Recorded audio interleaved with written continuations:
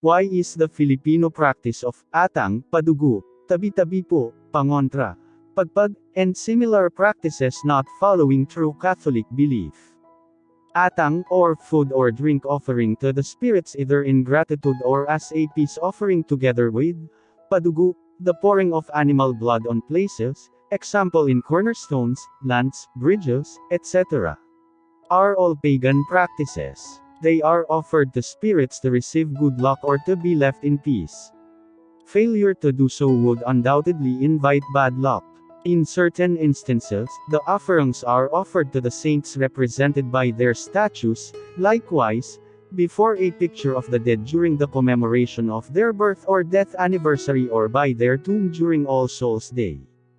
Failure to do so would invite being haunted by the spirits of the departed as a consequence of their neglect of filial duty.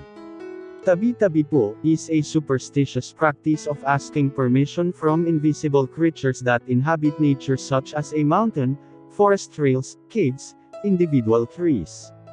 Failure to do so would earn the ire of the spirits, thus, they would make them sick. The remedy is to offer a peace offering in the form of food or blood, depending on the gravity of the offense. Pangontra is the use of talismans or amulets to ward off evil spells from persons or spirits. These objects are said to be either natural deterrents from evil spirits or are said to have been given by benevolent beings to their users. Pagpag is the practice of not going directly to one's house when coming from a wake or a funeral. The superstitious belief is that the mourners picked up an evil spirit or even the spirit of the dead person when they attended the wake or funeral. Hence, by going to another place other than one's habitation, the spirit is left behind in the transitory place like a park or restaurant. Indeed, this practice does not make sense at all, as if one can outsmart the spirits. These practices are all idolatrous as it brings a person to fear a spiritual or invisible being other than one true God. The sense of fear of reprisals for failure to observe these ritual offerings is a manifestation of belief in a power that can harm and fails to recognize the almighty power of God to protect His children. Thus, it is against the virtues of religion, faith, and hope. Only to God should sacrifices and offerings be offered. However, food and blood offerings are not pleasing to Him without true conversion. Hosea chapter 6 verse 6. Only the precious blood of His Son is acceptable to God the Father. Hebrew chapter 10 verse 4. And a humble and contrite heart is the only disposition that God requires and no other offerings. Psalm chapter 61 verses 16 to 17. CCC 2112. The first commandment condemns polytheism. It requires man neither to believe in, nor to venerate, other divinities than the one true God. Scripture constantly recalls this rejection of idols, of silver and gold, the work of men's hands. They have mouths, but do not speak, eyes, but do not see.